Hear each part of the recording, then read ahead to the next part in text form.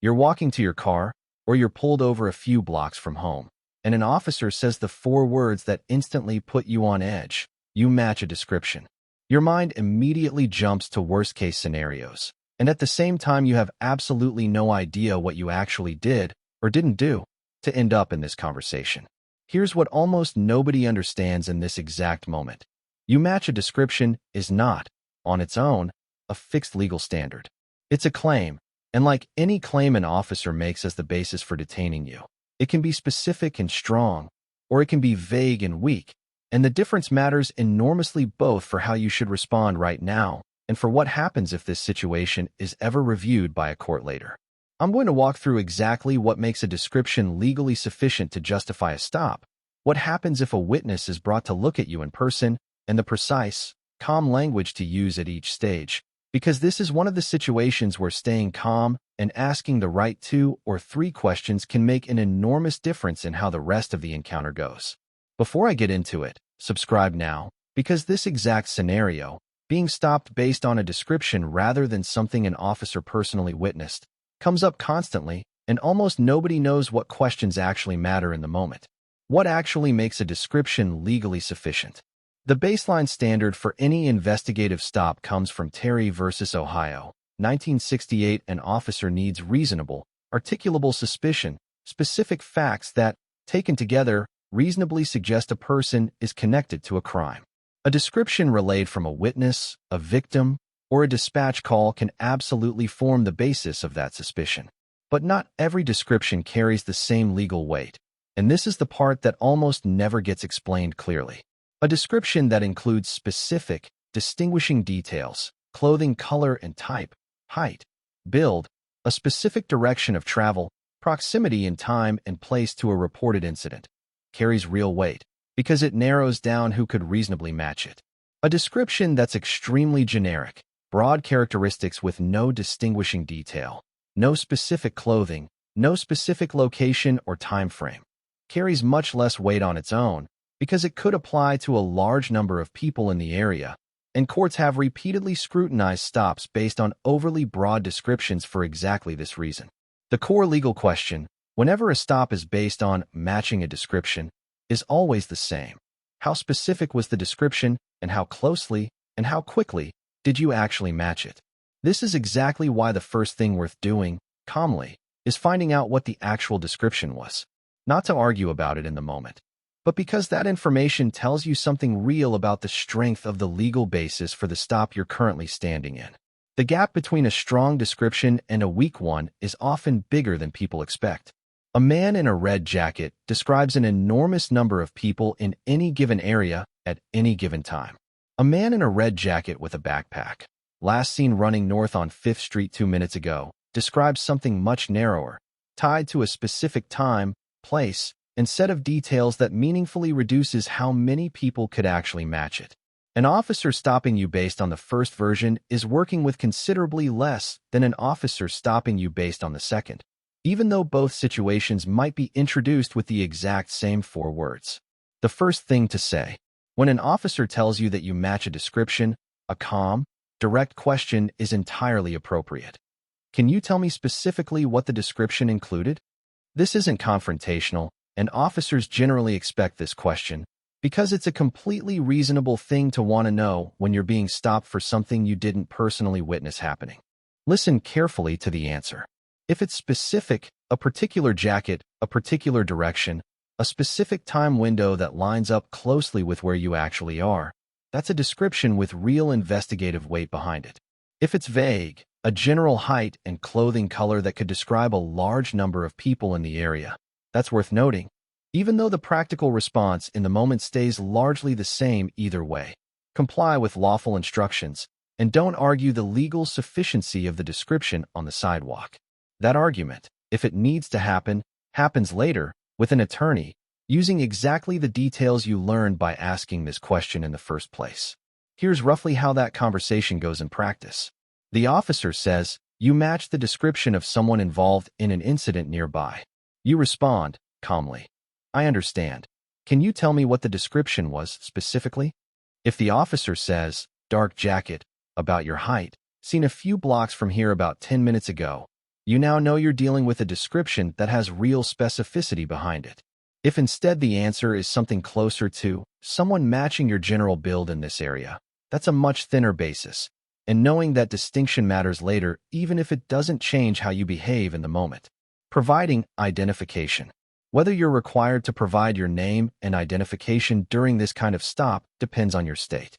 In Hybel versus 6th Judicial District Court of Nevada, 2004, the Supreme Court upheld state stop and identify statutes, ruling that in states with this kind of law, an officer conducting a lawful Terry stop can require you to state your name, and refusing can itself become a separate offense.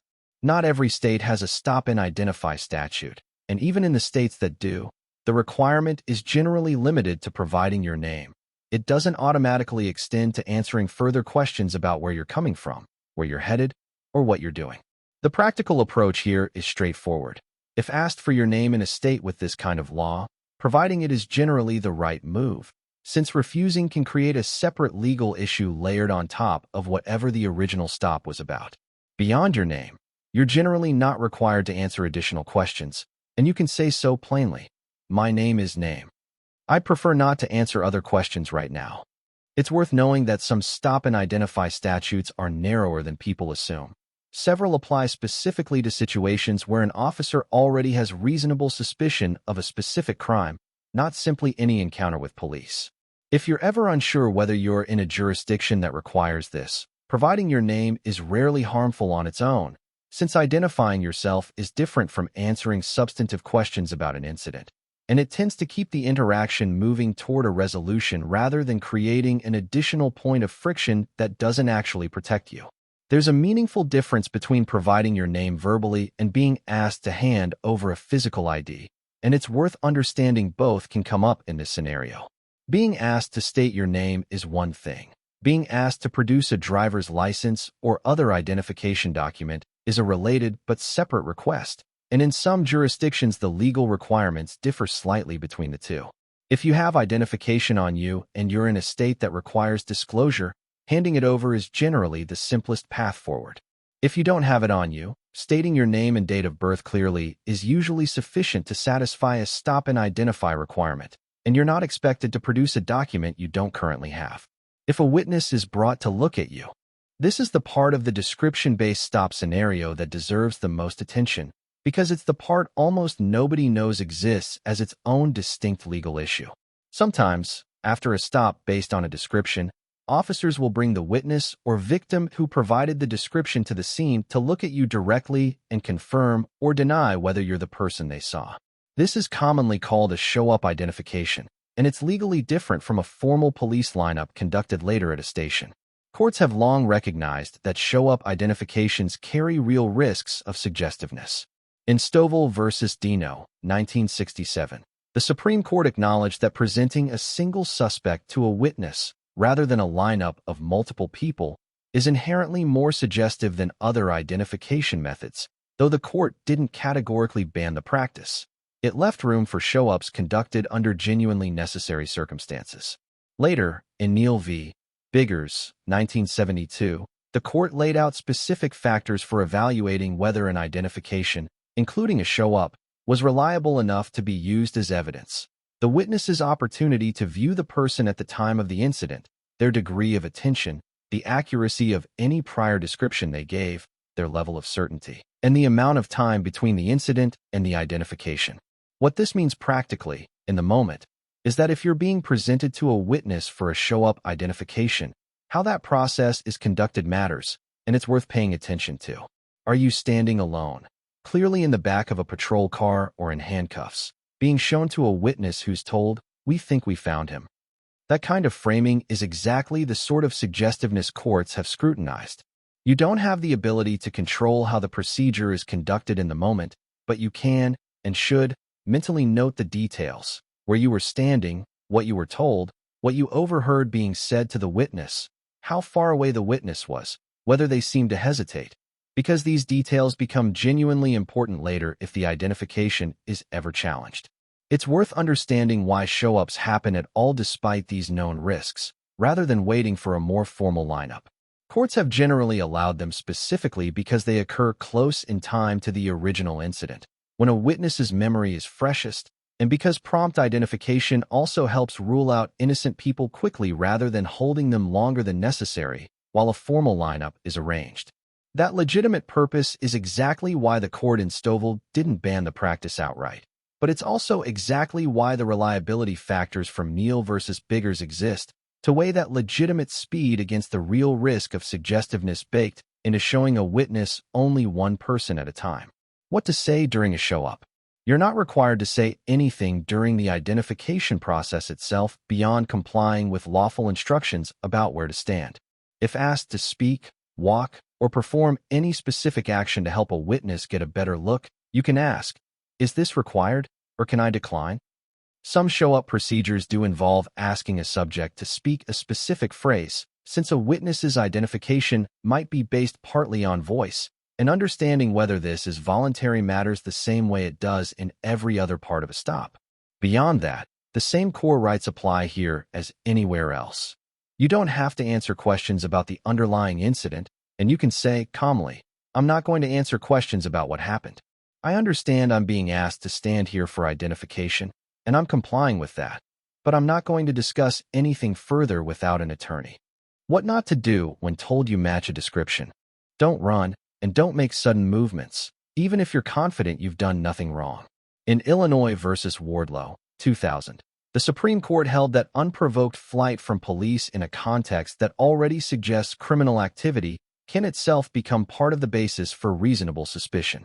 Whatever confusion or frustration you feel about being stopped based on a description, sudden flight only adds a new, independent legal factor working against you, on top of whatever the original description-based stop was about. Don't over-explain your presence in the area, your clothing, or your recent activities in an attempt to talk your way out of the stop quickly. Nervous over-explaining tends to create more detail for an officer to work with, not less. And it doesn't actually speed up a stop that's fundamentally about confirming or ruling out identification, not about your explanation of your evening. Don't consent to a search of your person, bag, or vehicle simply because you're already being stopped for something else. A description-based stop and a search are two separate things requiring their own separate justification, and you can decline a search request the same way you would in any other stop. I don't consent to any searches. After the stop, regardless of the outcome.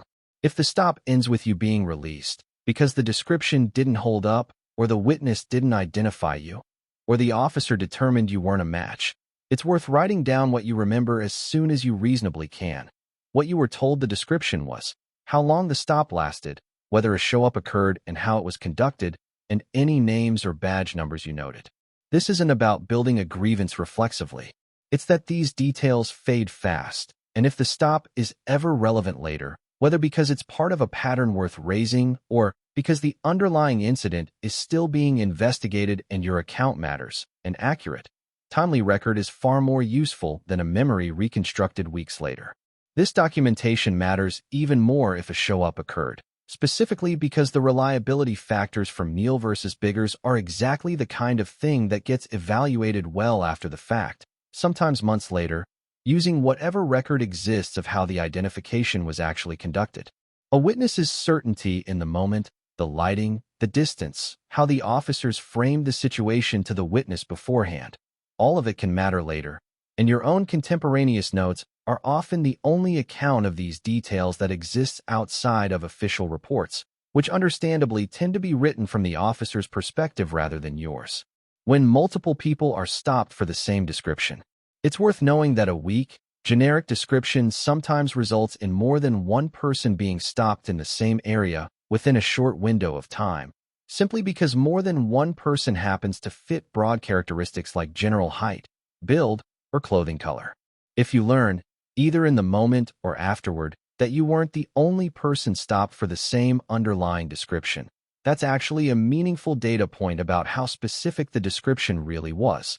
The more people who plausibly match it, the weaker the description was as an individualized basis for suspicion in the first place.